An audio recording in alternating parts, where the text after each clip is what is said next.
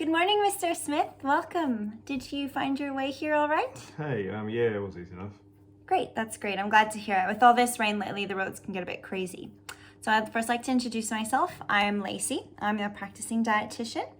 Thank you very much for filling out those pre-consultation and diet history forms for me before you got here. I've been able to have a look through them, and from what I understand, you're looking to get some help with managing your blood pressure and some other diet-related things. Is that correct? Yeah, that's right. Very, very good. Okay, well, Mr. Smith, is it okay if I call you John? Yeah, it's fine. Everyone does. Excellent. Well, John, could you please tell me a little bit more about what's been going on? I have your referral from the GP here, but I'd prefer to hear it from you if that's all right. Yeah, I went to have my yearly physical with the GP because I haven't really been feeling the best. And I put on some weight and had a couple of life changes that I've been through recently, and it would just sort of be good to get everything checked out, you know. Yeah, absolutely. It's really great to keep on top of your health. So what happened when you saw the GP? Well, it turns out my blood pressure's actually quite high, and my cholesterol is also high, and I've put on a bit more weight recently, and my father died of a heart attack at 55, and the doctor wanted me to make some changes. Right. So what type of changes did he suggest that you make? Well, he said I should try something called the DASH diet, and no idea what that is. I eat less fat and do a bit more exercise and that kind of stuff. The DASH diet, that's a really good one. Could you tell me what you know about the DASH diet? Yeah, to be honest, I've never really even heard of it before.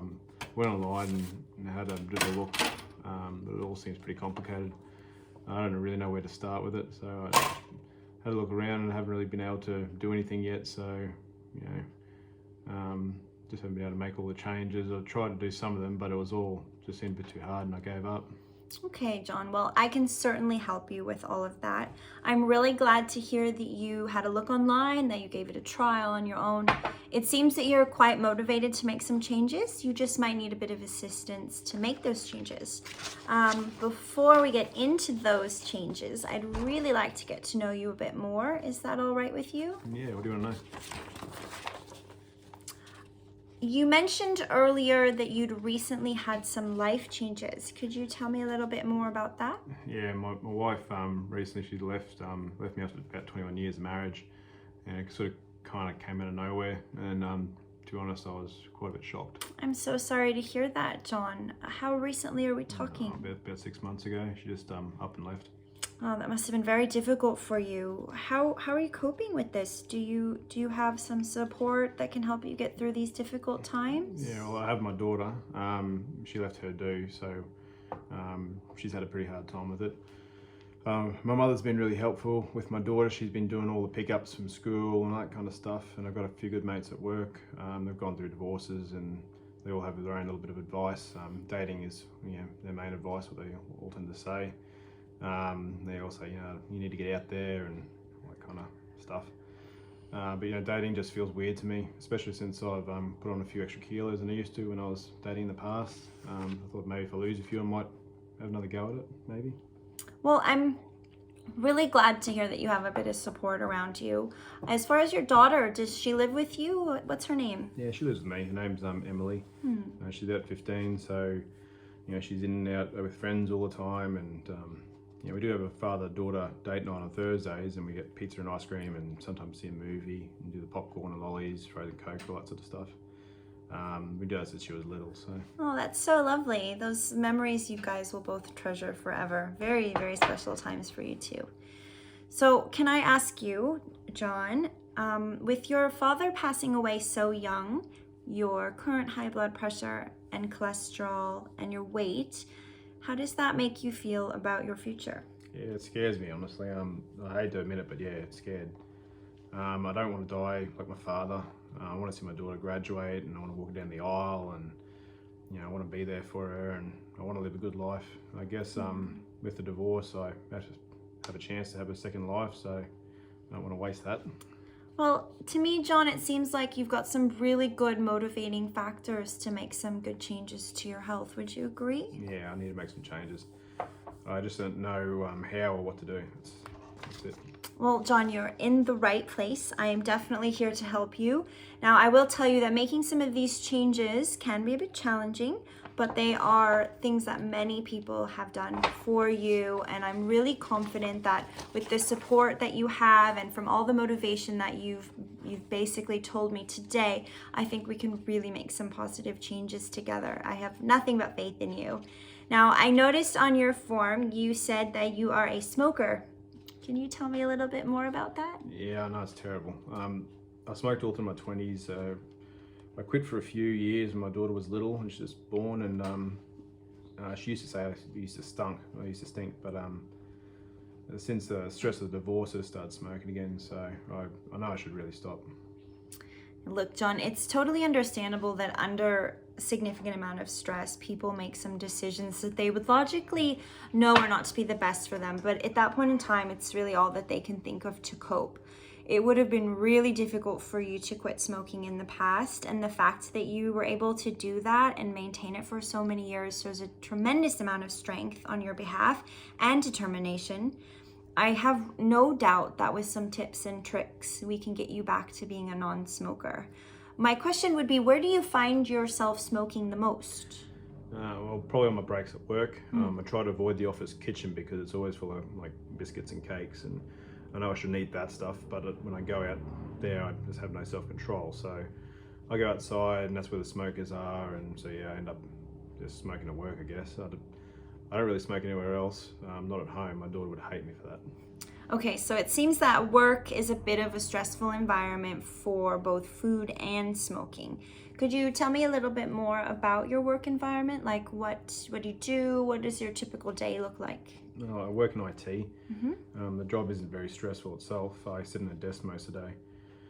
I go out with my workmates for lunch, have a couple of smoke breaks, usually grab a snack and a coffee in the break room in the afternoon sometimes.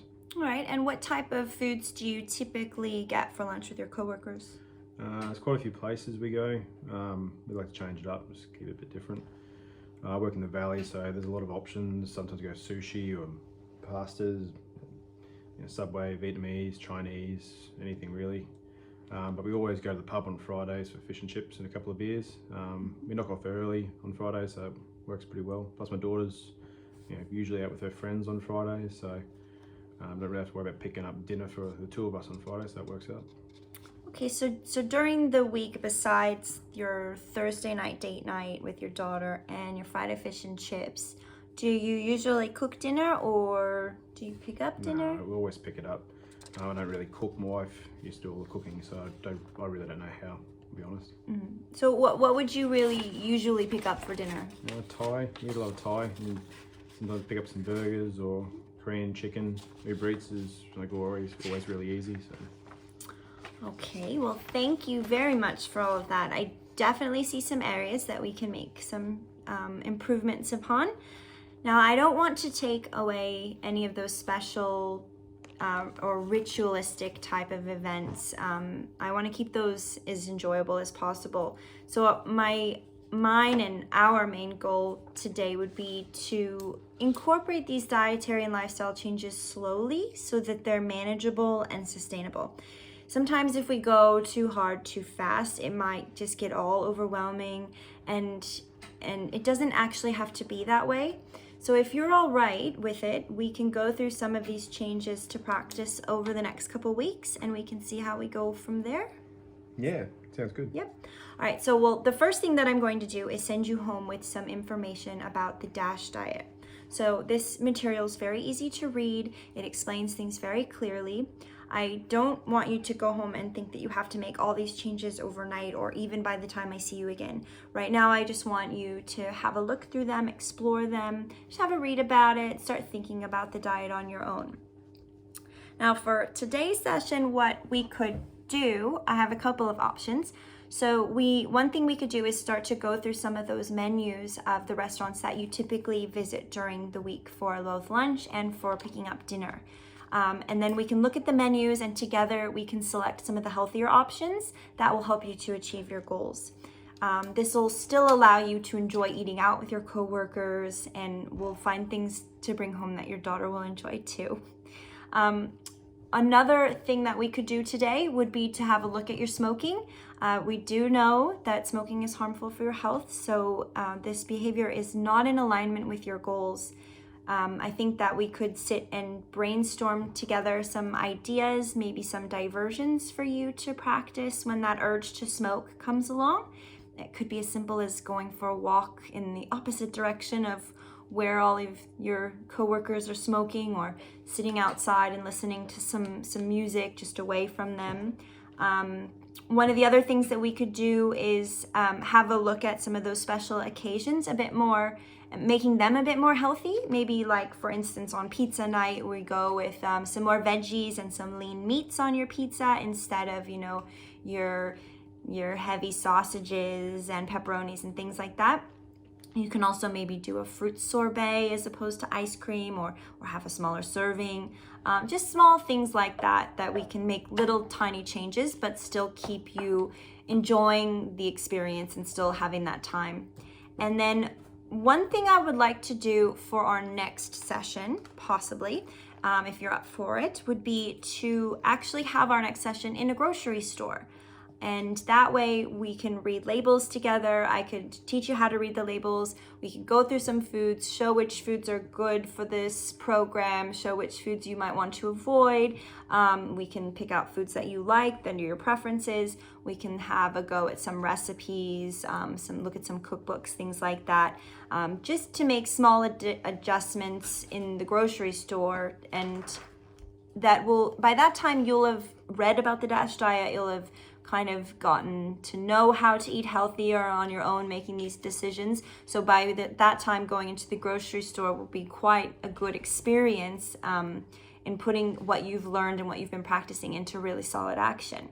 So for instance, in the meantime, you could just stop into a grocery store and pick up a rotisserie chicken and a mixed bag of salad.